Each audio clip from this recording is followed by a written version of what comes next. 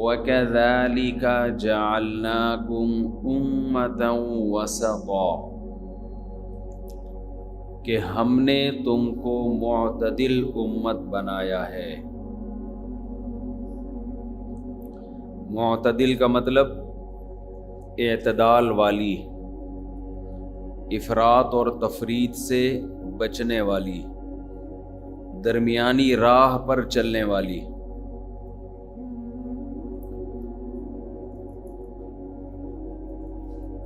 یہ اعتدال اگر ہماری زندگیوں میں آ جائے تو زندگیوں میں سکون بھی پیدا ہو، فیصلے بھی درست ہوں، سیدھے راستے پہ بھی ہم چلیں۔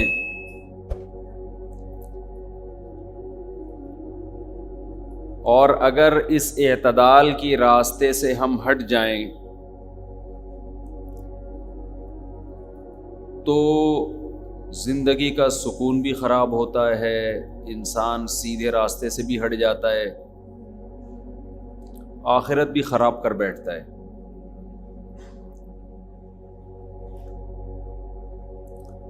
علماء کہتے ہیں اس حدیث، اس قرآن کی آیت کی تشریح میں کہ اللہ تعالیٰ نے ہمیں بہت ساری طاقتیں اور قوتیں دی ہیں، بہت سارے جذبات دیے ہیں۔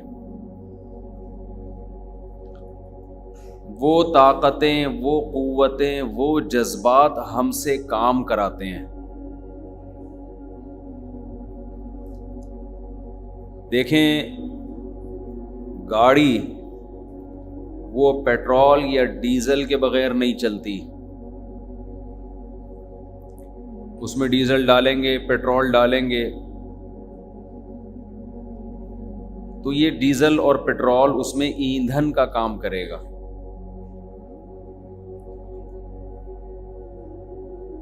تو اسی طرح انسان، اس میں بھی دو چیزیں ہیں جو اس سے کام کرواتی ہیں۔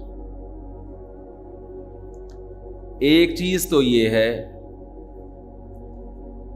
کہ آپ کھاتے ہیں، پیتے ہیں، آپ کے جسم میں انرجی آتی ہے، طاقت اور قوت آتی ہے۔ یہ چیز انسان سے مختلف قسم کے کام کرواتی ہے۔ اس کے ساتھ ساتھ ایک اور چیز ہے، آپ کے جذبات۔ آپ کو بھوک لگتی ہے، یہ ایک جذبہ ہے نا، ایک خواہش ہے۔ یہ بھوک آپ سے کیا کراتی ہے؟ آپ کو پراٹھے کی طرف لے کے جاتی ہے۔ اب آپ میں بھوک تو ہے، پراٹھے کی طرف جانے کی طاقت ہی نہیں ہے، تو بھی پراٹھا کھانے والا کام بولو نہیں ہوگا۔ طاقت ہے ہوٹل جانے کی، بھوک نہیں ہے تو بھی کام بولو نہیں ہو۔ اس کی مثال گاڑی میں اگر ڈرائیور بیٹھ کے ایکسلریٹر پہ پاؤں رکھ دے لیکن ڈیزل نہیں ہے تو بھی گاڑی چلنے والی نہیں، اور خالی ڈیزل ہی ڈیزل پڑا ہوا ہے اس کے اندر، چلانے کے لیے ایکسلریٹر پہ پاؤں رکھا ہی نہیں جا رہا تو بھی گاڑی نہیں چلے گی۔ ڈیزل کی مثال ہے، ڈیزل اندر کی چیز ہے اور ڈرائیور جو اس کو چلاتا ہے یہ باہر کی چیز ہے۔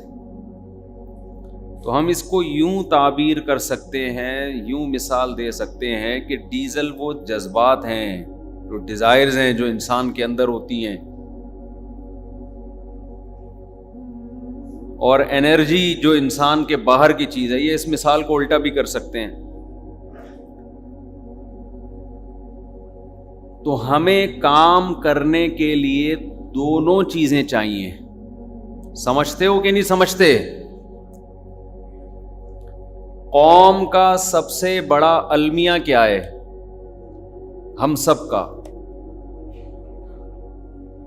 المیہ یہ ہے کہ ہم کام نہیں کرتے. ہماری قوم کا جو سب سے بڑا المیہ ہے وہ کیا ہے؟ کام چور. قومی سطح پہ تو ہیں ہی کام چور، انفرادی سطح پہ بھی کام چور ہے.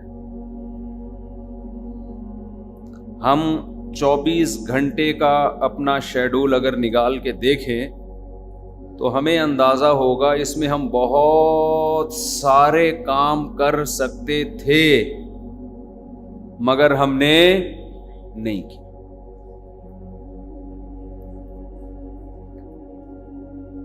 تو اس میں دو چیزوں کو فوکس کریں گے تو کام آٹومیٹیکلی ہونا، بولو، شروع ہو جائے گا.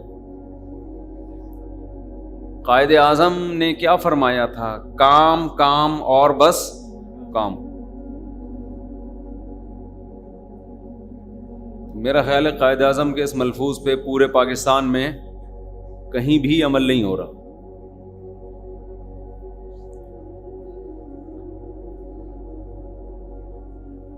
تو اب یہ بہت اہم بات ہے سمجھنے کی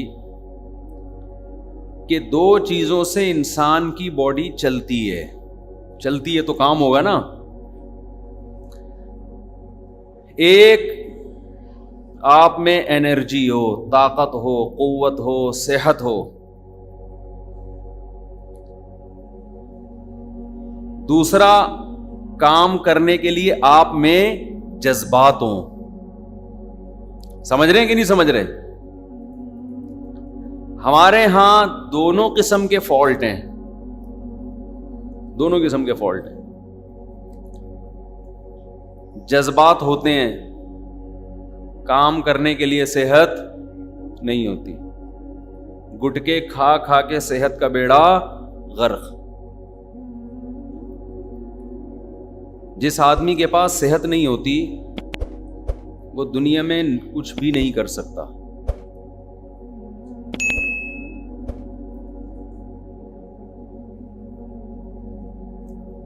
بہت سے لوگ ہیں، آتے ہیں، ملتے ہیں، ہر وقت ڈپریشن میں، ٹینشن میں، پریشانی میں،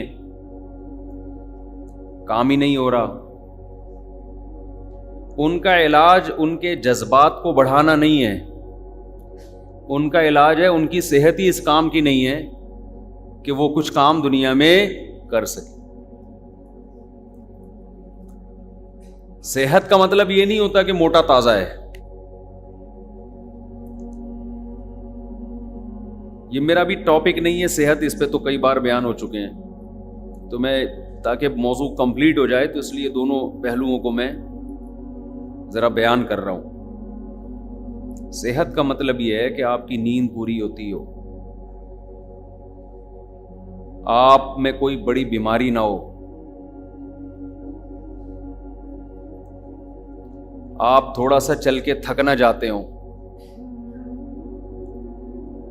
اگر آپ تھوڑا سا چل کے تھک گئے تو آپ کیا دنیا میں کرو گے؟ جب انسان کی صحت خراب ہوتی ہے نا تو اس کو پڑے رہنے میں زیادہ مزہ آتا ہے. اس کا دل چاہتا ہے مجھے بستر سے قیامت تک کوئی نہ اٹھائے، میں پڑا ہی رہوں یہاں پہ، ایلفی سے چپکا دوں اپنے آپ کو بستر کے ساتھ. اس کی مثال دیکھو، جوان آدمی اچھلتا ہے، کودتا ہے، بھاگتا ہے، دوڑتا ہے. جیسے جیسے بڑھاپا آنا شروع ہوتا ہے اس کی ایکٹیویٹیز محدود ہونا شروع ہو جاتی ہیں. کیوں؟ صحت کیا ہو رہی ہے؟ خراب. تو میں آسان لفظوں میں صحت کو یوں ڈیفائن کر سکتا ہوں کہ جسم میں چستی ہو. ایک تو صحت کی تعریف ڈاکٹر کرتے ہیں نا، وہ تو ڈاکٹروں کا شعبہ ہے، میں تو اپنے حساب سے کروں گا نا. میری مراد صحت سے کیا ہے؟ آپ کی باڈی میں چستی. چربی پیدا ہو گئی ہے، کولیسٹرول بڑھا ہوا ہے، دل ہی صحیح کام نہیں کر رہا، تو چستی ہوگی کہ سستی ہوگی؟ سستی ہوگی نا. میں 2013 میں حج کے لیے گیا. 2 مہینے کا ویزا تھا. میں 2 مہینے سعودی عرب میں رہا. سمجھتے ہیں؟ کھانا پینا بھی چل رہا تھا. اچھا ہم تھے اپنے استاذ کے ساتھ جو ہمارے پیر و مرشد بھی ہیں. انہوں نے مجھے کھلایا بہت، دبا کے کھلایا. ویسے تو مریدین پیروں کو کھلاتے ہیں، لیکن مارکیٹ میں کچھ اس قسم کے پیر بھی ہیں جو مریدین کو کھلاتے ہیں. ہمیں ایسے پیر ملے ہوئے ہیں. تو 2 مہینے جو ہم نے پھوڑا ہے طبیعت سے، حج بھی کیا الحمدللہ، خالی پھوڑا نہیں. تو ہم موٹے ہو کے آ گئے. اچھا میں 2013 سے پہلے بہت باریک تھا، دبلا نہیں بلکہ باریک. تو شکر ہے اس زمانے میں ویڈیو نہیں آئی میری، ورنہ لوگ کہتے یہ کوئی اور صاحب ہیں، یہ کوئی اور صاحب. بہت ہی باریک سا تھا. اب جب ہم یہ، میں واقعات برائے واقعات نہیں سنا رہا، جنرل نالج کے لیے، اس کا بیان سے تعلق ہے. ہم جب 2 مہینے کے ویزے کے بعد طبیعت سے، اچھا ہم کیا کرتے تھے، وہاں زمزمہ ہوٹل میں جو ٹاور ہے، زمزمہ ٹاور، وہاں رہائش تھی. اس کا ناشتہ بھی بڑا VIP. ناشتہ ہم وہاں نہیں کرتے تھے، حالانکہ بڑا مہنگا ناشتہ تھا. اس میں انجیر، زیتون اور جو اربوں کے 20 قسم کے کھانے. وہ مہنگا ناشتہ جس کے پیسے پے ہو چکے تھے، یعنی ہم کر چکے تھے، وہ چھوڑ کر میں پراٹھا کھانے کے لیے، پائے کھانے کے لیے باہر نکلتا تھا. کیونکہ ہمیں جو چھولے میں اور پراٹھے میں اور پائے میں مزہ آ رہا تھا، وہ 20 کھانے میں آ ہی نہیں رہا تھا وہ مزہ. یہ کیسا ناشتہ، انجیر کھا رہے ہیں ناشتے میں. ہمیں تو پھوڑنے پھاڑنے والی کی عادت پڑی ہوئی تھی نا، ابھی بھی ہے، پہلے بھی تھی. تو خلاصہ یہ کہ یہ میں آپ کو سمجھا رہا ہوں پورا بتانے کے لیے. جب انسان واقعات کے ضمن میں کوئی چیز سمجھاتا ہے نا، تو بڑے آسانی سے اس کے دماغ میں آرام سے بیٹھ جاتی ہے. فارمولے بیان کرنا شروع کر دے، ضابطے بیان، اور دماغ تھکتا ہے انسان کا. 2 مہینے بعد جب ہم کراچی ایئرپورٹ پہنچے تو ہمارے دوستوں نے کہا واہ ماشاءاللہ، اب آپ لگ رہے ہو مولوی. پرسنالٹی بن گئی تھی، ویٹ بڑھ گیا تھا، اچھا لگ رہا تھا. میں بھی جب گھر میں شیشے کے سامنے گیا، واہ بھائی زبردست ہو گیا. سب مجھے کہہ رہے اب صحیح ہے، اب آپ ٹھیک ہو، اب ایسا ہی رہنا. ہم اس خوش فہمی میں تھے کہ ہماری صحت بہت اچھی ہو گئی ہے، لال سرخ ہو گئے اور ہیلدی ہو گئے ماشاءاللہ. مولانا لگنا شروع ہو گئے. اب افسوس مجھے اس وقت ہوا کہ میں فجر کی نماز پڑھانے کے لیے آیا.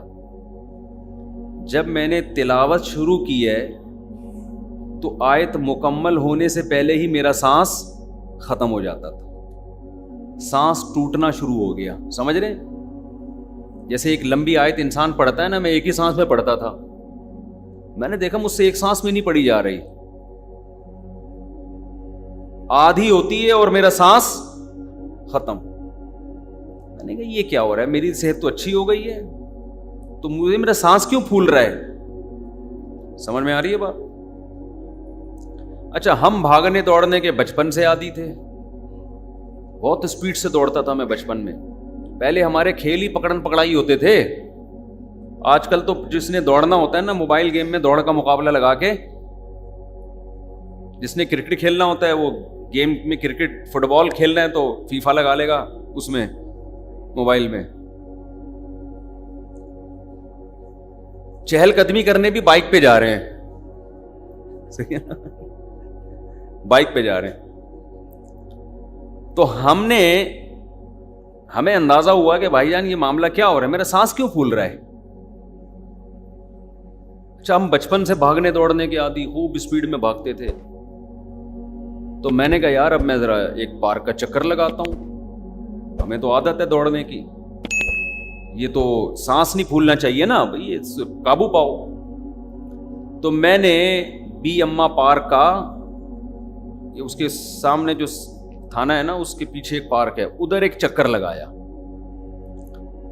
دوڑا میں جاگنگ کی, ایک چکر لگایا ہے, اس کے بعد جو میری حالت ہوئی ہے, 1 مہینہ میں جب نیچے بیٹھتا تھا نا تو کھڑے ہوتے ہوئے مجھے لگتا تھا کہ بڑھاپا کیا ہوتا ہے. مجھے اندازہ ہوا کہ یہ ہوگا بڑھاپے میں. یعنی اتنا پنڈلیوں میں درد ہوا ہے, اتنی تکلیف ہوئی ہے کہ جب کھڑے ہو رہے ہیں تو بے بھائی یہ کیا ہو رہا ہے, سمجھ میں نہیں آ رہی میرا خیال ہے بات. حالانکہ حج میں پیدل بہت چلے تھے ہم, وہاں تو پیدل بہت چلنا ہوتا ہے, اس کے باوجود یہ حال ہو گیا. اٹ از کالڈ صحت. سمجھ میں آ رہی ہے بات؟ تو یہ مطلب ہے صحت کا کہ یہ صحت نہیں ہے. ہم نے اندازہ لگایا, ہم نے کہا جو بندہ بھاگ ہی نہ سکے, پارک کا ایک چکر لگایا ہے اور یہ حالت ہو گئی ہے کہ واش روم میں بیٹھتے ہیں تو کھڑے ہونے کے لیے 3-4 زاویوں میں جا کے کھڑے ہو رہے ہیں ہم. پہلے دائیں ٹانگ پہ سہارا, پھر لیفٹ پہ, پھر تھوڑا سا, پھر یوں چند سیکنڈ لگ رہے ہیں کھڑے ہونے میں. ہم نے کہا یہ نہیں ہوگا بھائی, یہ مارکیٹ میں چلنے والا نہیں ہے. کیا فائدہ یار, ہماری تو اسپیڈ تھی. 2013 سے پہلے میرے گھر والوں کی آنکھیں ترس جاتی تھی کہ یہ بندہ بیٹھے گا کس وقت. بیٹھتے ہی نہیں تھے ہم. گھر میں آئے, ادھر سے کچن سے نکلے, یہاں سے ٹن مارا, واش روم گئے, واش روم سے ٹن مار کے ادھر چائے پی, ادھر سے ٹن مار کے, بیٹھتا ہی نہیں تھا میں. لیکن مجھے یہ ہو گیا کہ میں جہاں بیٹھ رہا ہوں اٹھ ہی نہیں رہا. ایک دفعہ تو پولیس کو فون کیا, بھائی بندہ بیٹھا ہوا ہے, اس کو اٹھاؤ. خیر یہ زیادہ ہو گئی, لیکن ایسا لگ رہا تھا. ایسے لوگ ہیں نا ہمارے معاشرے میں, بچوں میں ایسے ہوتے ہیں, ماں باپ شکایت کر رہے ہوتے ہیں ہمارا بچہ اتنا سست ہے, بیٹھا ہوتا ہے, پولیس کو بلا کے اٹھانا پڑتا ہے, اٹھ کے کمبخت دکان چلا جا, اسکول چلا جا, کچھ کر لے. ہوتے ہیں نا گھروں میں ایسے بچے. تو ان میں اس بات کا امکان ہے 50% کہ اس کی صحت ہی ٹھیک نہ ہو. جذبات ہوتے ہیں, صحت ہی ساتھ نہیں دے رہی ہوتی آدمی کا. اب بتاؤ وہ جو 2013 میں ہم موٹے تازے ہو کے آئے, وہی حال اگر ہمارا رہتا تو دنیا میں کسی کام کے ہوتے؟ ابے بول لو کیا ہو گیا بھائی. جو آدمی پارک کا ایک چکر نہیں لگا پا رہا, بیٹھ رہے تو اٹھا ہی نہیں جا رہا اس سے, نماز میں تلاوت کر رہے تو سانس ٹوٹ رہے, اور لوگ کہہ رہے ہیں ویل ڈن, آپ کی صحت کیا ہے, زبردست. اس کا مطلب یہ صحت اس سے تو پہلے اچھی تھی جب باریک سے تھے ہم. اس وقت لوگ کہتے تھے آپ تو بہت کمزور ہیں. میرے پاس اپنی طاقت اور قوت کو شو کرنے کے لیے کوئی دلیل نہیں تھی. لوگ کہتے تھے آپ اتنے دبلے پتلے کمزور, سوائے اس کے کہ جذبہ دیکھو یار, شادیوں کا 4 شادیوں کا جذبہ ہے, یہ کمزور آدمی میں نہیں ہوتا. یہی دلیل تھی, اس کے علاوہ کوئی بھی نہیں. اور اس دلیل پہ یہی دعویٰ تھا میرے پاس, اس دعوے پہ دلیل بھی تھی. یہ صرف دعوے نہیں, عمل بھی ہے. اس کے علاوہ میرے پاس اور کوئی ثبوت بولو نہیں تھا. اس وقت مجھے اندازہ ہوا کہ طاقتور موٹے کو بولو نہیں کہتے. پتلے جتنے زرخیز ہوتے ہیں, موٹے اتنے زرخیز نہیں ہوتے. پتلوں سے ڈرا کرو. لیکن یہ جو کراچی کے پتلے ہیں یہ میری مراد نہیں ہے. کراچی کا پتلا تو بیچارہ کسی کام کا نہیں ہوتا. وہ یہ گٹکوں کی وجہ سے پتلا ہوا ہے. ایک ہوتا ہے میٹابولزم, آپ کی باڈی کام کرتی رہتی ہے, فیٹ جلاتی رہتی ہے. اگر اس بیس پہ آپ پتلے ہیں تو سبحان اللہ, جوان ہونے کی علامت. اور گٹکے کی وجہ سے جو پتلا ہے, سگریٹیں پھونک پھونک کے پتلا ہو گیا, ہر جگہ سے دھواں نکل رہا ہے, تو یہ اس کی علامت ہے. یہ صحت مند, یہ کراچی کے جو میجورٹی جو اتنے سے نظر آئیں گے نا باریک سے, تو وہ کوئی خوش نہ ہو جائیں کہ ماشاءاللہ ہم بھی 4 شادیاں کر سکتے ہیں. وہ ہمارے ایک پتلے تھے یہاں کراچی کے, بہت دبلے, میرا بیان جب سنتے جوش میں آ جاتے, میں بھی 4 کروں گا. تو میری طبیعت میں تھوڑا مزاج, میں ان سے کہتے بھائی ایکسکیوز می سر پلیز. کہتا بھائی آپ کائنڈلی ایسی باتیں کم از کم میرے سامنے, مذاق کرتا تھا, بے تکلف تھے, میرے سامنے نہ کیا کریں آپ. پھر میں نے ایک دن ان سے, بہت کہتے تھے میں تو کروں گا, میں نے کہا ٹھیک ہے, پھر گلوکوز کی 2-4 بوتلیں چڑھا لینا پہلے, شادی سے پہلے گلوکوز کی 2-4 بوتلیں, ورنہ میں نے کہا بعد میں 6 بوتلیں چڑھیں گی آپ کے اوپر. خیر وہ بے تکلف آدمی سے انسان مذاق کر سکتا ہے, ہر آدمی سے. مقصد کسی کی توہین نہیں تھی, دل لگی تھی. تو میں نے جب ایک چکر لگایا ہے تو ہم سے اٹھا نہیں، اتنا درد اور سانس بھی پھول رہا ہے، تو ہم نے کہا ایسی کی تیسی. اب کسی اناڑی کے پاس چلے جاتے ہیں نا، وہ پتہ ہے کیا کہتا ہے، وہ طاقت کی دوائیں دینا شروع کر دیتا، گھٹنوں کی طاقت کے لیے یہ کھائیے. یہی کر رہے ہیں آج کل جعلی حکیم، کہ آپ کے گھٹنوں میں چونکہ پین ہو رہا ہے، اٹھا نہیں جا رہا، پنڈلیوں کا مسئلہ ہے، پنڈلیوں کی مالش کے لیے یہ والا تیل لگائیں، اس پہ پنڈلیوں میں مالش. یہ پاگل پنا ہے. اور بھائی بھاگا اس لیے نہیں جا رہا کہ بھاگ نہیں رہے ہیں نا، تو ہم نے بھاگنا شروع کر دیا. جو کام نہیں ہو رہا وہی کام کرنا شروع. شادی نہیں ہو رہی، شادی کرو. جو کام نہیں ہو رہا، معذرت کے ساتھ یہ خواتین بیان سنتی ہے یار، بہت بڑا مسئلہ ہو جاتا ہے. جو کام نہیں ہو رہا وہ کام کرو گے تو وہ کام ہونا شروع ہو جائے گا. انسان کی باڈی میں اللہ نے لچک رکھی ہے.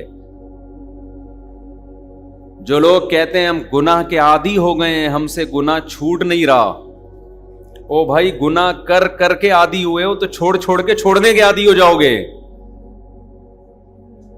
چھوڑنا شروع کر دو. پہلی دفعہ چھوڑنا مشکل، پھر مشکل، پھر مشکل، آہستہ آہستہ آسان. پھر اللہ کو بھی معاذ اللہ غلط کہہ رہے ہوتے ہیں کہ ہم سے اب چھوٹتا ہی نہیں، اللہ ہمیں اس پہ سزا دے گا. او بھائی یہ جو تو نے خود کر کر کے عادت ڈال لی ہے نا، یہ اللہ نے تیرے اوپر تھوڑی عادت مسلط کی ہے. پہلی دفعہ جب تو نے کیا اس وقت تھوڑی تجھے عادت تھی اس گناہ کی. پہلی دفعہ یہ سوچ کے انسان گناہ کرتا ہے بس ایک دفعہ کر رہا ہوں، دوبارہ نہیں کروں گا. یہ جرم کیا تھا تم نے، کیوں کیا پہلی دفعہ؟ اللہ نے تو ایک دفعہ بھی گناہ کو حلال نہیں رکھا ہے.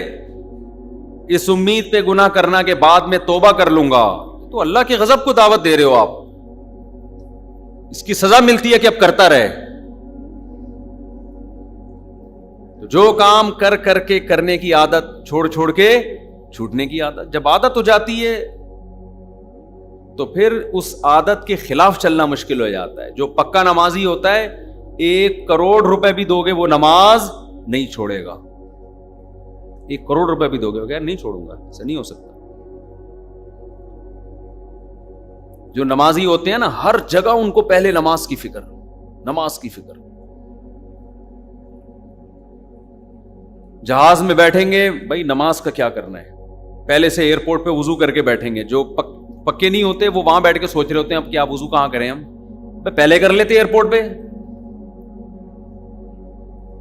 ایک صاحب کہنے لگے میں جہاز میں کیسے وضو کروں؟ میں نے کہا واش روم میں جا کے کرو وضو. کہہ رہے یار وہاں تو بہت مشکل ہے. وضو کبھی آسان ہوتا ہے، کبھی کیا ہوتا ہے، مشکل ہوتا ہے. تو مشکل کام کرو، نماز تھوڑی چھوڑ سکتے ہو آپ. ٹرینوں میں نمازیں چھوڑ دیتے ہیں، جہازوں میں چھوڑ دیتے ہیں نمازیں، مذاق سمجھا ہوا ہے نماز کو. تو خیر میں عرض کر رہا تھا کہ پھر ہم نے کوئی گھٹنوں کی طاقت کی، پنڈلیوں کی طاقت کی دوائیں بولو نہیں کھائیں. یہ بیوقوف لوگوں کا کام ہے. ہم نے کہا بھائی بھاگا نہیں جا رہا نا، تو اس کا حل کیا ہے؟ بھاگو، تمہاری ایسی کی تیسی. اس کے بعد ہم بھاگے. پنڈلیوں میں درد کم ہونے کے بجائے بڑھ گیا، پھر اور بھاگے، پھر بھاگے. اب اللہ کا شکر ہے کیا کرنے، طبیعت سے بھاگ رہے. اب کبھی آ جاؤ پارک میں مقابلہ کرو،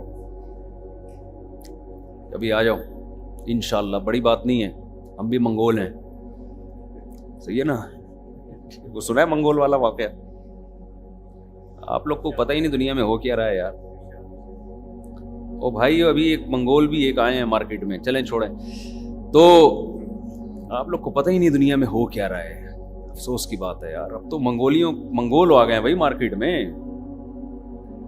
خیر جی، جب نہیں پتا تو جو بات نہیں پتا وہ پھر مزہ نہیں ہے بتانے. آپ کو پتا ہے نا منگول کا، منگولوں کے بہت بڑے کارنامے ہیں، جدید لیٹسٹ بڑے زبردست کارنامے چل رہے ہیں. خیر تو ہم منگول ویسے ہیں نہیں، تو ہم نے کیا کیا، ہم ککے زئی پٹھان ہیں، تو ہم منگول نہیں ہیں. خیر ہم نے کیا کیا، ہم نے کہا بھائی ایسی کی تیسی.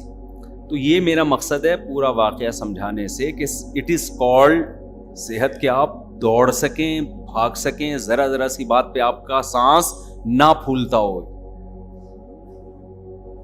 یہ اگر یہ کر رہے ہیں اس کا مطلب صحت کیا ہے، ٹھیک ہے. پھر باقی چھوٹی موٹی چیزیں، پیٹ خراب ہو گیا، نزلہ ہو گیا، کھانسی، یہ تو سب کے ساتھ چلتا ہی رہتا ہے. پیٹ خراب ہے لیکن بھاگ رہا ہے انسان تو پھر ٹھیک ہے نا. اور پیٹ صحیح ہے بھاگ نہیں سکتا تو ایسے پیٹ کا کیا کرنا ہے آپ نے, ہے بھائی؟ ایک آدمی کے ساری باڈی کے آرگن صحیح کام کر رہے ہیں, نہ چل سکتا ہے نہ دوڑ سکتا ہے, تو ایسے آرگن کا کرنا کیا ہے؟ یہ ایسا ہی ہے, گاڑی کے ہر چیز صحیح ہے لیکن اسٹارٹ کرو تو چلتی نہیں ہے, تو کیا اس سے تو وہ پھٹپٹی گاڑی اچھی ہے, دھکا لگا کے چل جاتی ہے. آپ آج کل پتہ ہے لوگ اس پہ خوش ہوتے ہیں, ہمارا کولیسٹرول لیول بھی بالکل کیا ہے, ٹھیک چل رہا ہے, شوگر بھی نہیں ہے, بلڈ پریشر بھی نہیں ہے, ہم بہترین کیا ہیں, صحت مند ہیں. او بھائی یہ تو ایسے میں نوجوان آپ کو بتاؤں جن کا لپڈ پروفائل کا ٹیسٹ کروایا, کولیسٹرول ہر قسم کا کولیسٹرول بالکل خاندانی, مسئلہ نہیں ہے, بلڈ پریشر کا کوئی مسئلہ نہیں ہے, شوگر کا کوئی مسئلہ نہیں ہے, لیکن نہ چل سکتے ہیں اور نہ دوڑ سکتے. پڑھے ہوئے ہیں تو اٹھا ہی نہیں, کیونکہ پڑھ کے بیکار ہو گئے, بالکل سست ہو گئے. تو صحت کا مطلب دو چیزیں ہیں نا. ہمارا سب سے بڑا ایشو کیا ہے, کام نہیں ہے نا مارکیٹ میں, تو کام کے لیے سب سے پہلے کیا چاہیے, صحت. جو چلتے پھرتے بھاگتے دوڑتے آدمی کی صحت فٹ فاٹ رہتی ہے, اس کو ہر کام میں مزہ آتا ہے. حضرت حکیم اختر صاحب رحمہ اللہ تعالیٰ ایک بڑا پیارا شعر سنایا کرتے تھے, وہ اسی سے متعلق زبردست شعر ہے وہ. دل گلستاں تھا تو ہر شے سے ٹپکتی تھی بہار, دل بیاباں ہو گیا عالم بیاباں ہو گیا. کیا مطلب؟ دل میں جب خوشی ہوتی ہے تو صحرا میں بھی انسان کو گلستان کے اور گارڈن کے مزے آ رہے ہوتے ہیں, اس کو تفریح کے لیے باغ میں جانے کی ضرورت نہیں رہتی. جب دل سیٹ ہوتا ہے, فٹ فاٹ ہوتا ہے, اور جب دل ہی بیاباں ہو جائے تو باغات میں بھی انسان کو ویرانہ محسوس ہوتا ہے, باغات میں بھی مزہ نہیں آتا, آبشاروں میں بھی اس کو لطف نہیں آتا. یہ اصل میں تو ہے اللہ کی محبت کے بارے میں کہ جب اللہ کی محبت کے چشمے دل میں ہوتے ہیں, لیکن شعر تو کہیں بھی فٹ کیا جا سکتا ہے نا. تو میں نوجوانوں سے کہتا ہوں, اللہ کا واسطہ اپنی ایکٹیویٹیز, دین پہ چلنے کے لیے بھی یہ ضروری ہے. دیکھو سست آدمی دین پہ اللہ کی قسم نہیں چل سکتا, یہ بہت بڑی بھول ہے. ہمارے ہاں نیک اس کو سمجھا جاتا ہے جو دنیا کا سب سے بڑا پوستی ہو. حضرت جی ہیں, اٹھا ہی نہیں جاتا حضرت سے, اتنے نیک ہیں, چلا ہی نہیں جاتا حضرت سے. اس کو لوگ پیر کس کو سمجھتے ہیں؟ ایسے پیر میرے علم میں ہیں, میں آپ کو بتاؤں, لیکن وہ پھر دشمنی والی بات ہو جائے گی. وہ بیٹھے ہوئے ہیں کئی سالوں سے, میں نے ان کو کبھی چلتے ہوئے ہیں, یعنی میں بتاؤں گا دشمنی والی بات ہو جائے گی. کئی سالوں سے بیٹھے ہوئے ہیں, شاید ان کے گھر والوں نے واش روم جاتے ہوئے ان کو کبھی دیکھا ہو, لیکن ہم نے نہیں کبھی دیکھا کہ وہ کہیں گلی میں چل رہے ہوں, کہیں ادھر ادھر بیٹھے نہ. لیکن لوگ ان سے دم کرواتے ہیں, ان سے جھاڑ پھونک کرواتے ہیں. حضرت ہمارے کیا ہیں, پہنچے ہوئے بہت بڑے بزرگ ہیں, مجھ سے کوئی دم کرانے نہیں آتا. ویسے تو میں کوئی بہت نیک ہوں بھی نہیں, اللہ نے ستاری کا معاملہ کیا ہوا ہے, لیکن جو ہماری ایکٹیویٹیز ہیں ان کو دیکھ کے تو ویسے ہی کوئی رشتے کے لیے آتے ہیں لوگ کی شادی وادی کراتے ہیں. اب تو پھر بھی میں تھوڑا سا بیٹھ گیا ہوں, پہلے جب میں امام تھا نا ان کو تو میں سمجھ میں ہی نہیں آ رہا تھا. اب تو یہ ہماری کمیٹی کو اللہ جزائے خیر دے, انہوں نے میرے جیسا آدمی یہاں برداشت کیا ہوا ہے. ورنہ تو پہلے جہاں میں امامت کرتا تو کہتے یہ بندہ ہماری کھوپڑی سے آؤٹ ہے, یہ کیا کر رہا ہے, یہ کبھی ادھر جا رہا ہے کبھی ادھر جا رہا ہے, کبھی ادھر بیٹھ کے ٹک کے بیٹھتا ہی نہیں ہے. لوگوں کو امام چاہیے ایسا ایلفی سے چپکا ہوا ہو زمین پہ نا, ایسا امام چاہیے لوگوں کو. ہم صحابہ کرتے بہت ہیں, میں بھی باتیں کر رہا ہوں, پورا عمل میرا بھی نہیں ہے, اللہ مجھے بھی عمل کی توفیق دے.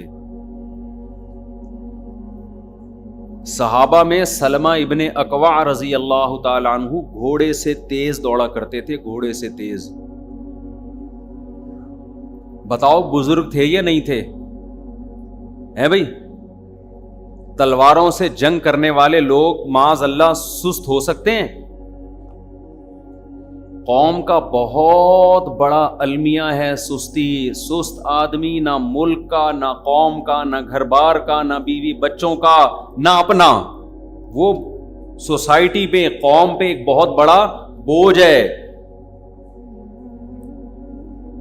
ہمارے والد صاحب کی اللہ مغفرت فرمائے، گھر میں کوئی سستی دکھاتا تھا تو ان کو بہت غصہ آتا تھا، کیونکہ وہ تو فوج میں تھے نا. فوجی لوگ ریٹائرمنٹ کے بعد بھی بڑے فٹ فاٹ ہوتے ہیں. ہم نے اپنے والد صاحب کو 63 سال کی عمر میں بھی تہجد کے وقت تہجد پڑھتے ہوئے بھی دیکھا اور ایکسرسائز کرتے ہوئے بھی دیکھا. چاہے وہ تھوڑی سی کرتے تھے لیکن کرتے ضرور تھے. تو گھر میں کوئی سست ہو، ایک سست کا واقعہ میں نے سنایا تھا نا، چترول لگے تھے، سیٹ ہو گیا تھا، وہ دکان کا نہیں واقعہ، وہ میں دوبارہ ریپیٹ نہیں کروں گا، پرانے لوگ پھر بور ہو جاتے ہیں. اب ریپیٹ کر دیتا ہوں جلدی جلدی. وہ ہم مدرسے میں پڑھتے تھے، ہمارے سامنے ایک بیکری تھی، جلدی جلدی فارورڈ کر کے سنا رہا ہوں اسپیڈ بڑھا کے. وہ بیکری تھی، وہ بڑے اسپیڈ سے کام کرتے تھے، تو انہوں نے پنجاب سے اپنا ایک بھائی لے کر آئے، وہ ہلتا ہی نہیں تھا، کام ہی نہیں کر رہا تھا. تو میں نے کہا یہ کیسے چلے گا. بہرحال ایک دن میں دیکھا تو فٹ فاٹ ایک دم، وہ بھی باہر خانی ایک دم، فوراً باہر خانی، بھائی کیک رس چاہیے، فوراً کیک رس. تو پتا چلا کہ کمرہ بند کر کے طبیعت سے دھویا ہے اس کو، اس کے بعد ایک دم کیا ہو گیا، سیٹ ہو گیا. تو گھر میں کوئی سست ہو، والدین طبیعت سے ایک دفعہ دھو دیں اس کو، بچپن میں ہی، بہت چھوٹے بچے کو تو نہیں، ذرا سمجھدار ہو جائے تو طبیعت سے دھونا اس کا بہترین علاج ہے. ہمارے بیان سے وہ موٹیویشن نہیں ملے گی جو دھلنے سے ملے گی. ایسا دھوئیں جب لگے کہ تیزاب سے نہا کے آیا، یہ اتنا صاف ہو جائے. بچپن کی جو مار ہے نا ماں باپ کی، بڑوں کی، یہ ایسے ہے جیسے کھیتی کے لیے پانی. ہم بچپن میں سنا کرتے تھے، آج کل تو ماں باپ کے خلاف بچوں کو باغی بنایا جا رہا ہے. باپ ڈانٹ دے تو بچے کی جناب دماغی آؤٹ ہو جاتا ہے تکبر سے، کہ مجھے بولا کیوں، میری سیلف ریسپیکٹ. باپ کے سامنے تیری کیا سیلف ریسپیکٹ ہے یار. ہاں باپ کو بھی چاہیے کہ خیال کرے، ہر وقت جگہ اس کو برائیاں نہ کرے، اور اس کے اپنے حقوق ہیں، لیکن اولاد کو بہرحال یہی سوچنا چاہیے کہ باپ کے سامنے ہماری کوئی عزت نہیں ہے. باپ کو ویسے خود سے خیال کرنا چاہیے. تو پہلا کام جو جوان لوگ ہیں آج سے عزم کر لیں، روزانہ یا ہفتے میں کم از کم 2 مرتبہ کیا کرنا ہے، اپنے پیچھے کراچی کا کوئی کتا لگانا ہے. سمجھ رہے ہو؟ کراچی میں الحمدللہ کتے ہول سیل کے حساب سے ہیں. تو کوئی بھی کتا آپ تھوڑا سا بھاگیں گے نا، کتا باقی خود ہی آٹو پہ ہیں یہ سارے کتے. یہ کتے بھی سست اتنے ہو گئے ہیں کہ ان کو بھی کوئی بھاگتا ہوا کتا بھاگتے ہوئے آدمی کے پیچھے اکثر بھاگتا ہے، یہ بھی اتنے سست ہو گئے ہیں کہ ان کو کوئی بھاگتا ہوا بندہ نظر ہی نہیں آتا. یہ بھی اب بھول گئے ہیں کہ بھاگنا کیا ہوتا ہے، یہ آپس میں ہی کھیل رہے ہوتے ہیں بس. تو جب آپ بھاگیں گے تھوڑا سا آپ، باقی پھر اللہ کی مدد آئے گی. اللہ کتوں کے دل میں ڈالے گا کہ یہ بندہ آج پہلی دفعہ تھوڑا سا ہلائے، اللہ اپنی ساری مخلوق کو آپ کے پیچھے لگا دے گا. ڈاکو لگ جائیں گے. کراچی میں تو ماشاءاللہ ڈاکوؤں کا ایسا راج ہے، لوگ ڈاکو کو پکڑ کے جلاتے ہیں، لوگ ڈاکوؤں کو پکڑ کے قتل کرتے ہیں. ہم کہتے ہیں غیر قانونی ہے، لیکن ہم حکومت سے کہتے ہیں کہ یہ کام اگر لوگ نہ کریں تو پھر آپ کر لیں. ادھر ڈاکو جاتا ہے جیل میں اور تھوڑے دن میں چھوٹ کے واپس. تو لوگ کیا کریں پھر؟ ہم تو نہیں ترغیب دیتے لوگوں کو قتل کریں، ڈاکو کو جلائیں، لیکن لوگوں کی آواز ہے جو میں حکومت تک پہنچانا چاہتا ہوں. لوگ کہتے ہیں ہم کیا کریں، ہم دوبارہ اس کو 6 بندوں کو قتل کرنے کے لیے دوبارہ چھوڑ دیں. ہم پولیس بھی مجبور ہے، پولیس کا کام ہے اس کو کورٹ لے کے جانا، اور کورٹ کا کام ہے، کورٹ بھی مجبور ہے. قانون ایسا بنا ہوا ہے کہ کورٹ بھی چھوڑے گی اس کو، آوے کا آوے ہی بگڑا ہوا ہے. یہ جب تک اسمبلیوں میں قانون سازی نہیں ہوگی، ہماری اسمبلیوں میں کوئی ڈھنگ کے قانون تو بن ہی نہیں رہے ہیں. کبھی LGBT کی وہ شروع ہو جاتا ہے کہ یہ ان چیزوں پہ توجہ ہے ہماری قوم کی. ملک میں ڈاکوؤں کا راج ہے، اس پہ کوئی قانون سازی نہیں ہو رہی. ہونا ہی چاہیے، پولیس اور رینجرز کے اختیارات بڑھائے جائیں. بھائی ڈاکو نظر آئے آن دا اسپاٹ آپ کو مارنے کی اجازت ہے، تھانے لے جانے کی آپ کو اجازت نہیں ہے، وہی مارو اس کو. تھانے لے کر آئے تمہیں ماریں گے ہم، وہی مار دو اس کو. رینجرز کو جب پہلے کراچی میں اختیارات دیے تھے، امن آ گیا تھا کہ نہیں آیا تھا؟ میں نے رینجرز والوں سے بھی بات کی ہے، میں نے کہا بھائی یہ ڈاکوؤں کا راج ہو رہا ہے. کہنے بھی ہمیں اجازت نہیں ہے، ہم نے پکڑ کے پولیس کے حوالے کرنا ہے، وہ مجبور ہے قانوناً. پولیس کے حوالے کریں گے، وہ کورٹ لے کے جائے گی، کورٹ میں گواہیاں ہی نہیں ہوتی، جو بندہ گواہی دینے جائے گا وہ مارا جائے گا. عام طور پر ایسا ہوتا ہے، اس کو پھر ڈاکو نہیں چھوڑتے. ایک عجیب لا قانونیت چل رہی ہے. خیر، کتے پیچھے لگیں، ڈاکو پیچھے لگیں، آپ نے بہرحال کیا کرنا ہے؟ بھاگنا ہے. اگر آپ بھاگتے نہیں ہو, چلتے نہیں ہو, ایکٹیویٹیز نہیں ہے, آپ کچھ بھی کھا لو. نوجوان آدمی کو نا طاقت کا بڑا شوق ہے, تبھی تو حکیموں نے لگایا ہوتا ہے طاقت کا خزانہ, سائن بورڈ پہ لگایا ہوا ہوتا ہے نا, نوجوانوں کو اٹریکٹ کرنے کے لیے. جوان آدمی کو چاہیے بس طاقت. وہ میرا چھوٹا بچہ ہے 5-6 سال کا, کل اس کو ڈاکٹر کے پاس لے گئے تو ڈاکٹر نے اس سے پوچھا, ہم سے پوچھا کیا بیماری, ہم نے کہا اسی سے پوچھ لو. تو وہ کہتا ہے میں طاقت کی دوا کھاتا ہوں, طاقت نہیں آتی. وہ 6 سال کا بچہ کہہ رہا ہے. تو یہ اس عمر سے انسان کو شوق شروع ہو جاتا ہے کس کا, کیونکہ بچے کارٹون دیکھ لیں اور ایک دوسرے کو دیکھتے ہیں نا مارتے ہوئے, تو کہتے ہیں یار ہمارے اندر اتنی پاور ہونی چاہیے ہم سب کو مار دیں, ہم کسی سے مار نہ کھائیں. یہ جوان آدمی میں ایک جذبہ ہوتا ہے. اس جذبے کا جعلی حکیم غلط فائدہ اٹھا کے آپ کو, جو 2 نمبر حکیم ہے جو صحیح ہے وہ کبھی ایسی بات نہیں کرے گا, وہ آپ کو طاقت کی غذائیں کھلانا شروع کر دیتے ہیں, وہ آپ کو کشتے کھلانا شروع کر دیتے ہیں. وہ یہ او بھائی اس عمر میں کوئی طاقت کی خوراک کھانے کی ضرورت نہیں ہے, آپ بھاگو گے دوڑو گے, روٹی کھاؤ یار, اس سے بہت کچھ ہو جائے گا. تو اگر یہ کام نہیں کرتے میرے بھائی تو آپ قوم پہ کیا بنیں گے, بوجھ. اب آپ یہ کہتے ہو نا مجھے ہر کام میں سستی ہوتی ہے, مجھے دل نہیں لگتا. نوجوان آتے ہیں, دل کیوں لگے گا تیرا, تجھ سے نہ چلا جاتا ہے نہ دوڑا جاتا ہے. اس کا پھر ہر چیز پہ اثر پڑتا ہے, ہر کام پہ. پڑھائی آپ صبح جاگنگ کرو, آپ کو سارا دن میں سکون ملے گا, آپ پڑھو گے بھی صحیح طریقے سے. لوگ کہتے ہیں اس جاگنگ کا پڑھائی سے کیا تعلق ہے. پڑھائی کا کھوپڑی سے تعلق ہے یا نہیں ہے, دل سے اور کھوپڑی سے تعلق ہے یا نہیں ہے. اور کھوپڑی صحیح کام کرے گی جب آپ کا بدن ایکٹیو ہوگا, ورنہ کھوپڑی نہیں کام کرے گی آپ کی. ہر چیز پہ اثر پڑتا ہے. اور جو ذرا ایجڈ لوگ ہیں وہ چلیں, اسپیڈ کے ساتھ چلیں, لمبی لمبی واک کریں, لمبی لمبی واک. اگر وہ نہیں چلیں گے تو آہستہ آہستہ وہ بھی کاہل ہونا شروع ہو جائیں گے. تو خیر یہ تو ایک بات ہے. صحت کا مطلب سمجھ میں آیا, بھاگ سکتا ہو, دوڑ سکتا ہو, چل سکتا ہو, کلا بازیاں کھا سکتا ہو, شادیوں کی خالی باتیں نہ کرتا ہو, کر بھی سکتا ہو.